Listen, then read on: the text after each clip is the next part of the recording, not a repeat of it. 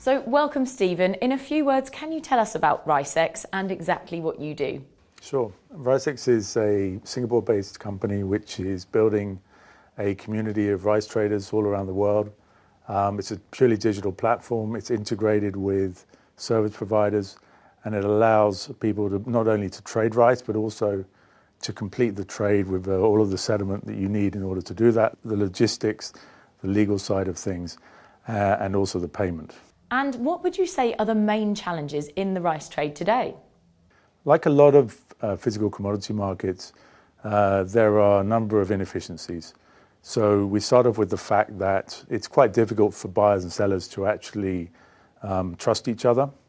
They need to have reliable information, financial information about who they're dealing with. The actual negotiation tends to be quite long and protracted.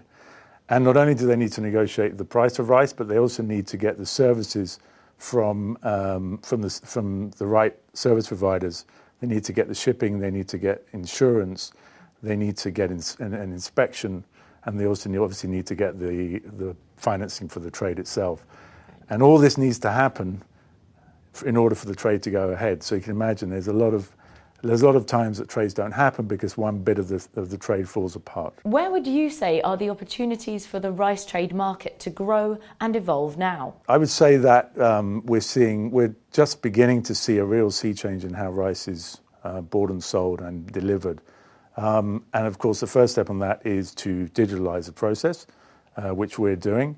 But it's also making the process integrated with the different service providers. And what you'll find over time on a digital platform like that is it'll be much easier for people to build up a reputation. So they'll be able to prove to other buyers or sellers that there's someone who keeps their word, they do what is in the contract. And it also allows the service providers to better assess the risk associated with a particular trade or a particular counterparty. And what this is going to do is, over time, as the rice trade becomes more efficient, it's going to increase the profitability of all the major players in that market. Okay, and how does RiceX address some of the challenges and some of the potential opportunities as well? What we're doing in the first instance is we are helping the major participants to transact rice more easily. So what we're going to see in the first instance is it's going to be much quicker for them to do a trade. Okay, so there's a time saving. And then over time, what we're going to see is that's also going to relate or translate into a cost saving. They should over time be getting better pricing from service providers. They should be increasing their profitability. It's going to make it much easier for buyers to switch from one supplier to another. If there's a bad harvest in with their typical supplier, then they'll be able to switch to another one. And that is also going to help globally for an increase in food security. It's going to mean that it's easier for people to offset the potential impact of climate change or any other incident that the future may hold.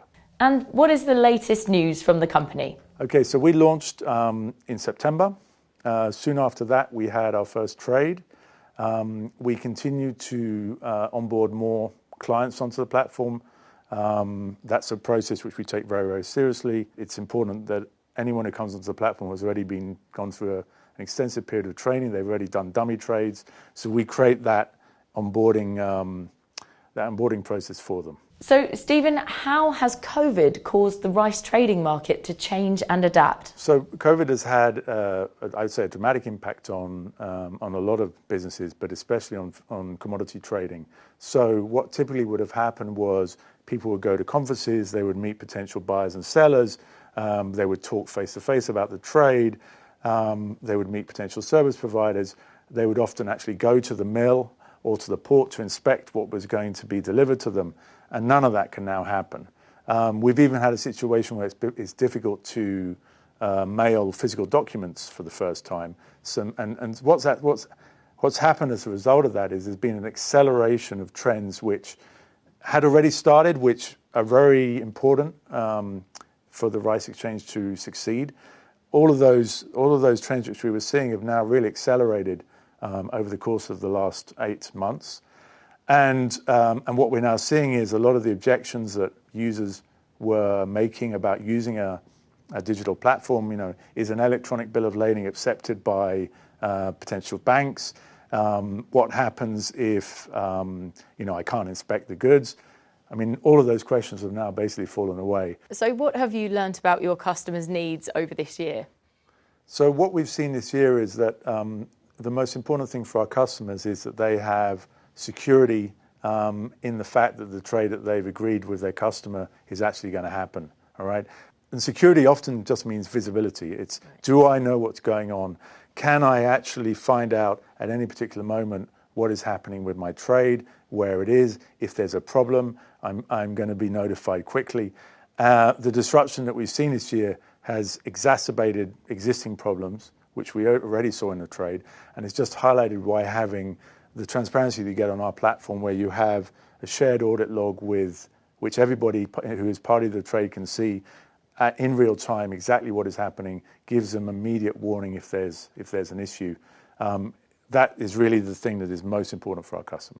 RiceX was born digital, so should we speak about a digital transformation or more of a digital journey? Look, I think everybody is always on a digital transformation, but I think one thing that we were very lucky with was that from the beginning we were a virtual company. So we don't have an office, we never had an office. We have a team which is dotted in a number of different locations around the world because it is a global business that we were launching. And so we didn't see much disruption as a result of what happened this year. That allowed us to concentrate on what we were doing, which is creating a digital platform, and then responding to our customers' needs, helping them to transform their business.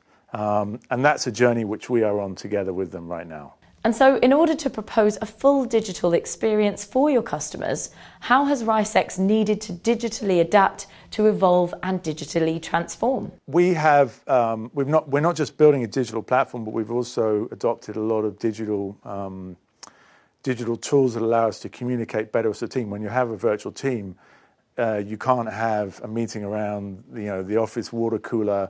You can't go and have a conversation after work. So we've had to create environments that allow everybody in our team to communicate with each other, not just on the RiceX side, but also between RiceX and Fujitsu. And one thing that I'm really happy is that we've really managed to build, we have a real team feeling, not just within the RiceX team, but also between Fujitsu and RiceX. Everybody in Fujitsu has one of our polo shirts. Cool. And it's been a rewarding process that we've gone through together. So how did you reimagine your business or market to ensure optimal customer experience? What we are helping our customers to do is not just helping them to buy and sell rice, we're also helping them to transform the way their whole business is run, all right? So a good example I like to quote is that if you're going to do a physical commodity trade, you often need hundreds, if not 1,000 emails in order to actually make it happen. So the amount of communication that's going on often can overwhelm the people involved. By using our platform where everything is built into one place, it's much easier for everybody to see at all times what is actually going on.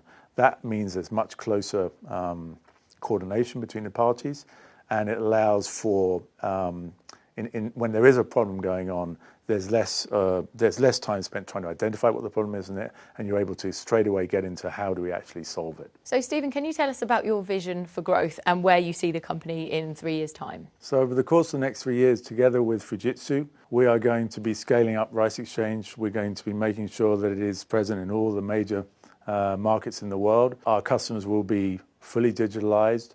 They will be buying services from the service providers in real time.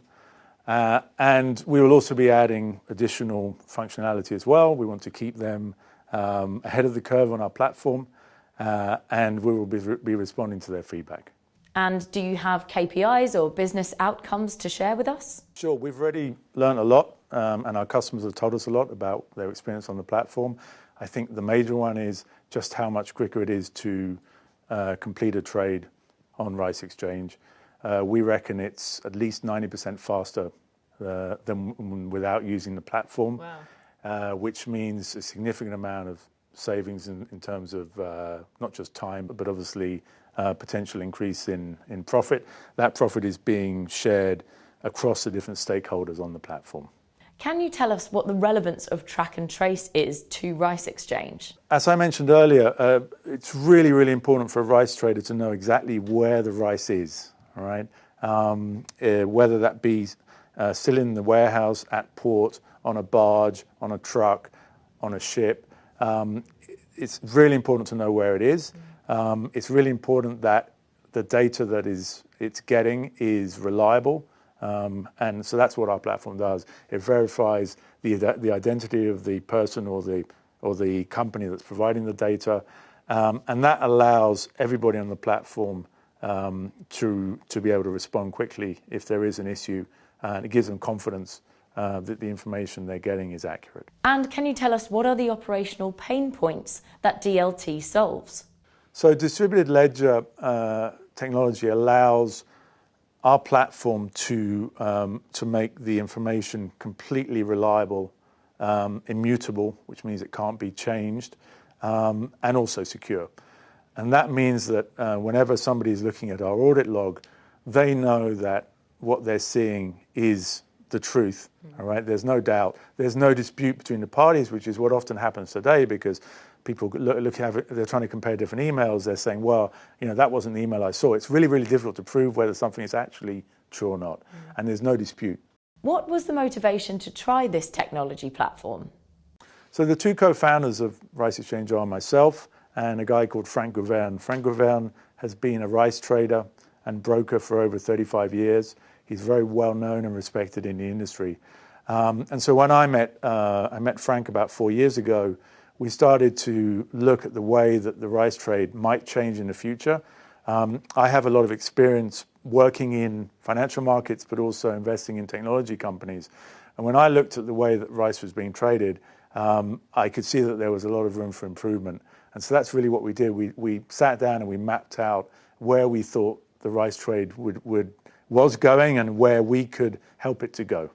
And how can you describe your experience with Fujitsu as a DX company?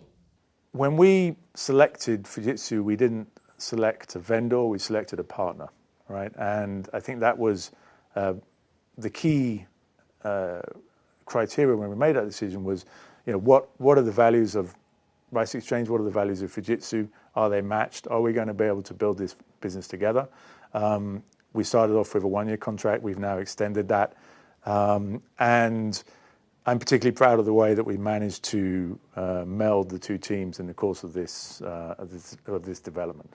So what are your next steps and your next challenges? Now that we've got it launched, we are building at an operational level. We're building and refining the key processes that are required to make sure that we can scale up effectively. We're continuing the dialogue with our clients. We're working a lot with service providers. They have a lot of feedback. They have a number of suggestions on possible improvements we can make to the platform. So it's really a case of bringing that all together and selecting the right order in which to roll out those improvements. And do you have any advice for organisations who are on their path to digital transformations, or for startups who want to disrupt a market? Sure. I think when you're looking at a business opportunity from a technology perspective, don't just think about the core platform that you're building it on. Think about all the technology that surrounds that. So you need to think about, how am I communicating with my customers? How am I communicating internally? How am I communicating with the development team? How do you track that? How do you measure that? Well, the analytics, whether that be analytics on your own performance or the analytics of your customers. So you want to give them the right tools as well. This is all something that we worked on with Fujitsu. It's not part of the core Hyperledger platform, but it's just as important to the success of the business. And I think that's something which not just startups, but much larger companies should also be keeping an eye on. How can I digitally transform the way that we do business internally? That's just as much as they're looking externally. Well, thank you very much, Stephen. There's loads of information there, and thank you for watching.